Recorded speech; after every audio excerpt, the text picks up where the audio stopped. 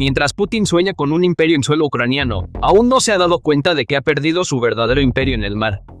Para el Kremlin, el mar Báltico no es solo un cuerpo de agua, sino la arteria económica vital de Rusia. La gran mayoría del petróleo ruso, más del 80% de sus exportaciones de crudo, pasa por este mar. Pero hoy, la OTAN tiene ese cordón vital bajo su control. Escandinavia ha lanzado el mayor cerco estratégico de la historia. Por un lado, megatúneles perforan el lecho marino. Por el otro, los misiles apuntan a Moscú. Este anillo de hierro aprisiona eficazmente el puerto de San Petersburgo en un lago interior. Para comprender este cerco masivo y asalto de ingeniería, primero debemos analizar la guerra silenciosa que se desarrolla bajo la superficie en esas aguas oscuras y frías.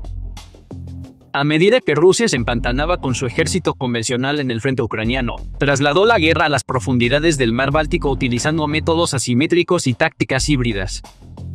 Viejos petroleros, conocidos como la flota fantasma, sin seguro, sin mantenimiento y fuera de los sistemas internacionales de seguimiento, comenzaron a vagar por las aguas del Báltico como fantasmas junto a buques espía rusos. La táctica de Moscú aquí fue extremadamente insidiosa y apuntó directamente a los centros neurálgicos de Europa. Amenazar los cables submarinos de fibra óptica, las líneas de datos y los oleoductos y gasoductos para forzar a Occidente a la mesa de negociaciones mediante el chantaje energético y de comunicaciones era el nuevo plan del Kremlin. La capacidad de Rusia para acceder físicamente y sabotear los cables submarinos de fibra óptica en el Báltico encendió todas las alarmas en el cuartel general de la OTAN.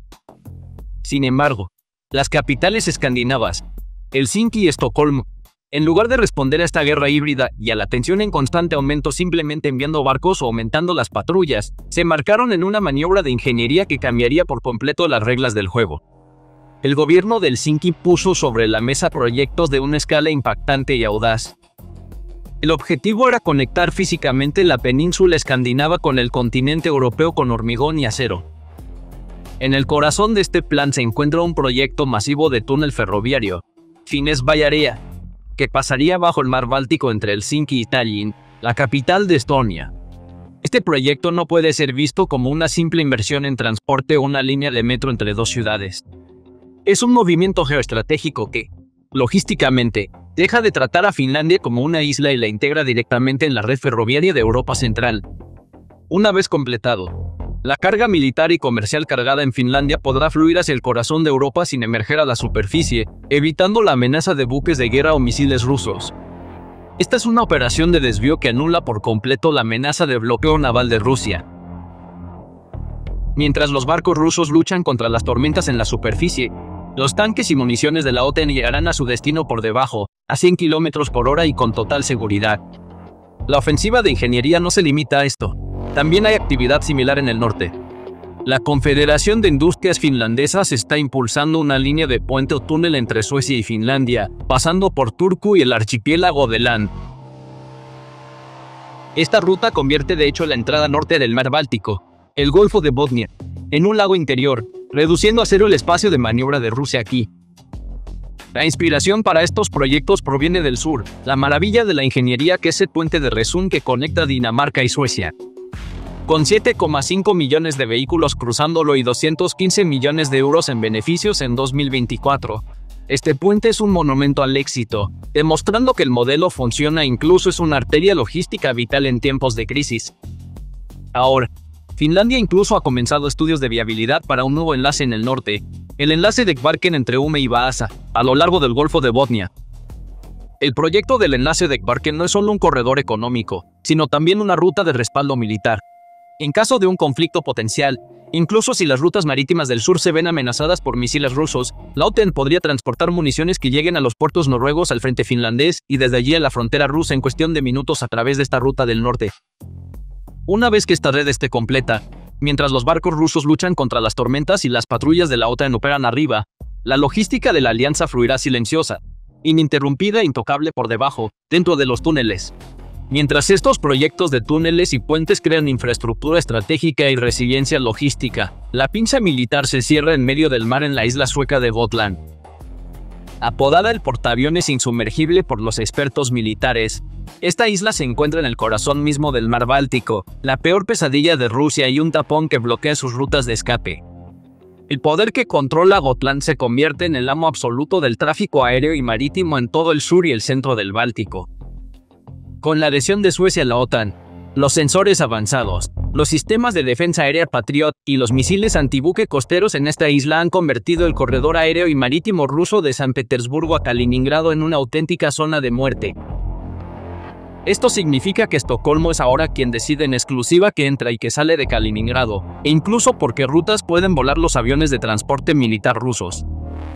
La base más estratégica de Rusia en Occidente es ahora rehén de la iniciativa de Suecia. Sin embargo, la pesadilla de Rusia no son solo los cuellos de botella logísticos o el aumento de los costos económicos. Es que la guerra ahora ha llegado directamente a su propio territorio y amenaza sus áreas estratégicas más íntimas. Mire el mapa desde una perspectiva más amplia. Con los ojos fríos de un general, este anillo de hierro en el Báltico es solo el comienzo. Las Fuerzas Armadas suecas han declarado claramente que quieren sistemas de armas con un alcance de hasta 2.000 kilómetros que puedan atacar instalaciones militares e infraestructura crítica muy por detrás de las líneas enemigas. Esto no es un detalle técnico, sino un terremoto geopolítico. Abre el mapa y mide. La distancia entre Moscú y Estocolmo es de aproximadamente 1.000 kilómetros. En la guerra moderna, esta distancia significa primera línea, no patio trasero. Cuando el ministro de Defensa sueco Paul Jonsson dice, debemos crear una disuasión más fuerte contra esta amenaza, en realidad, está gritando en lenguaje diplomático, no solo defenderemos nuestras fronteras, si es necesario, atacaremos a Moscú en su propia casa. Esta retórica cambia fundamentalmente el carácter de la guerra y la percepción de seguridad de Rusia, que tiene siglos de antigüedad. La zona de amortiguamiento escandinava, que se escondió tras la neutralidad durante toda la Guerra Fría y no representaba ninguna amenaza para Rusia, se posiciona ahora como una punta de lanza de alta tecnología dirigida al corazón de Rusia. La propaganda de larga data del Kremlin de que la OTAN se acerca a nuestras fronteras, utilizada para consolidar la opinión pública interna, se ha hecho realidad como una terrible profecía como resultado de las propias políticas agresivas de Putin. Los cuarteles generales militares en San Petersburgo, las bases aéreas en Novgorod y los hilos de misiles estratégicos en las afueras de Moscú están ahora al alcance de los misiles convencionales de la OTAN, dejándolos desprotegidos y expuestos. Hemos entrado en una era en la que la ilusión de una zona segura en el flanco occidental de Rusia, su profundidad estratégica, ha desaparecido por completo. Ya no hay ningún lugar seguro para Rusia. La geografía de la guerra ha llegado a las puertas de Moscú. Y estos acontecimientos nos están llevando a una catástrofe mucho mayor que una derrota táctica, una gran operación de cerco estratégico. Rusia está ahora completamente rodeada por 8 países de la OTAN en el mar Báltico. La respuesta del Kremlin a esto, restablecer el distrito militar de Leningrado después de años, no es una muestra de fuerza, sino más bien una admisión oficial de impotencia, un reflejo defensivo y un estado de pánico. Este muro del norte, encabezado por Finlandia, reduce a cero la profundidad estratégica de Rusia en el oeste. Los estrategas militares rusos ahora consideran los teatros del Báltico y del Ártico, que antes veían como áreas operativas separadas, como áreas adyacentes y perdidas. Esta medida de Escandinavia está estrangulando a Rusia no solo militarmente, sino también comercialmente, estrangulando efectivamente su economía. Desde Pedro el Grande, el puerto de San Petersburgo ha sido la ventana de Rusia a Europa y la puerta a la modernización. Ahora, sin embargo, se está convirtiendo en un muelle local a la orilla de un lago controlado por la OTAN, un montón de concreto inútil que ha perdido su valor estratégico. Cada barco, cada petrolero y cada submarino que sale de este puerto está sujeto a la aprobación de la OTAN. Mientras Putin quería preservar el legado del imperio, lo convirtió en una celda de prisión con sus propias manos. La puerta de entrada de Rusia a Occidente no es ahora más que un muro cubierto de concreto. Con sus puertas cerradas en el mar Báltico, sus rutas comerciales cortadas y sin poder respirar, el Kremlin ha dirigido ahora impotente su mirada hacia el norte, hacia el hielo, hacia el océano Ártico, su última salida. Pero las cosas tampoco van según el plan de Putin allí. La nueva doctrina marítima firmada en julio de 2022 y la doctrina de política exterior de marzo de 2023 fueron documentos claros de los esfuerzos de Rusia por militarizar el Ártico y su búsqueda de un plan B. Putin quiere romper la influencia de los estados hostiles en el Ártico y monopolizar los recursos energéticos en el norte. Él previó conectar esta región con el comercio mundial a través de la ruta marítima del norte, considerada el futuro canal de Suez de Rusia. La idea de que si el Báltico está cerrado, daremos la vuelta por el norte, tenía sentido sobre el papel. Sin embargo, la adhesión de Finlandia y Suecia a la OTAN sacudió y destrozó fundamentalmente la estrategia septentrional de Rusia. La amarga verdad para los planificadores militares rusos es esta: ya no pueden separar los frentes del Báltico y del Ártico. Estos dos vastos teatros se han fusionado, y Rusia está ahora rodeada por ambos frentes. Antaño, el frío glacial, el hielo y la dura geografía eran las defensas naturales de Rusia. Ahora, los rompehielos de alta tecnología, las redes de satélites y las unidades de combate árticas de la OTAN han convertido esta barrera natural en una trampa que funciona en contra de Rusia. Cuanto más al norte se retira Rusia, más se adentra en un callejón sin salida más frío y aislado. La gravedad de la situación y el colapso estratégico alcanzan su punto álgido en la península de Kola, hogar de la flota del norte de Rusia y el corazón de su disuasión nuclear. Moscú consideraba esta área una fortaleza intocable, un refugio inaccesible y la región bastión, la última póliza de seguro para un apocalipsis nuclear. Sin embargo, las nuevas redes logísticas de Escandinavia y la creciente presencia tecnológica de la OTAN en la región han convertido esta fortaleza en un cristal transparente. El 14 de enero de 2025, la OTAN anunció el establecimiento del sistema Centinela del Báltico para proteger y monitorear la infraestructura crítica. Esta medida no es solo un sistema de defensa pasivo, sino también una enorme torre de vigilancia que rastrea, escucha y registra los movimientos de Rusia en el Ártico en tiempo real.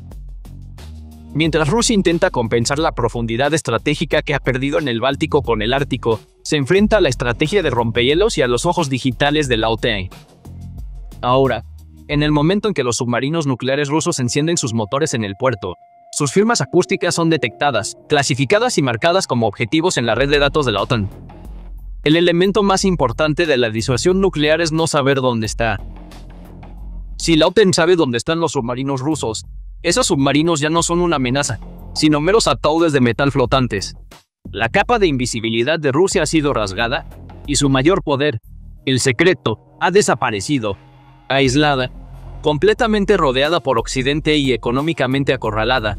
Rusia se vio obligada a abrir las puertas del Ártico a China como último recurso, quizás haciendo la mayor concesión geopolítica de su historia. La nueva doctrina de política exterior de Rusia invita a los estados adyacentes al Ártico que persiguen una política constructiva, es decir, a China, a la región. Esto no es una estrategia de victoria para Moscú, sino un amargo documento de rendición. El Kremlin, que durante siglos ha declarado que el Ártico es ruso y no ha permitido que ni un pájaro vuele en su propio patio trasero, ahora se ve obligado a compartir su soberanía.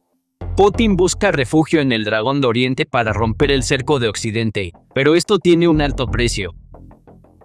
El movimiento logístico de Finlandia y Suecia y la presión de la OTAN están empujando a Rusia a los brazos de China, al tiempo que ponen esta ruta bajo el control de Occidente.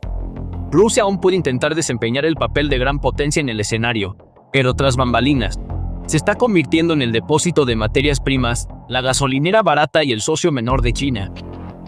China no viene al rescate de Rusia, viene a apoderarse de los recursos del Ártico explotando la debilidad de Rusia.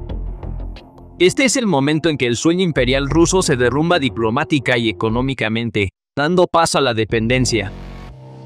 En última instancia, cuando se completen los túneles que perforan el granito de Finlandia y los puentes que atraviesan el mar de Suecia, los libros de historia registrarán este periodo como la ruptura del imperio ruso con Europa. El Báltico se ha convertido en un lago de la OTAN y el Ártico en un muro de la OTAN. La guerra híbrida de Putin termina estrellándose contra esta nueva realidad construida por Occidente con concreto y acero. El juego ha terminado. Rusia ya no es una potencia europea, sino simplemente un prisionero gigantesco dentro de sus propias fronteras, con sus rutas de salida bloqueadas. El caos está a las puertas de Moscú porque la llave de la casa ahora está en manos de otra persona. ¿Creen que Rusia se atreverá a jugar su carta nuclear contra este cerco total? Entonces, ¿qué opinan al respecto? Por favor, compartan sus opiniones en los comentarios. Para mantenerse actualizado sobre nuevos videos, suscríbase a nuestro canal y no olvide activar las notificaciones. Gracias por elegirnos.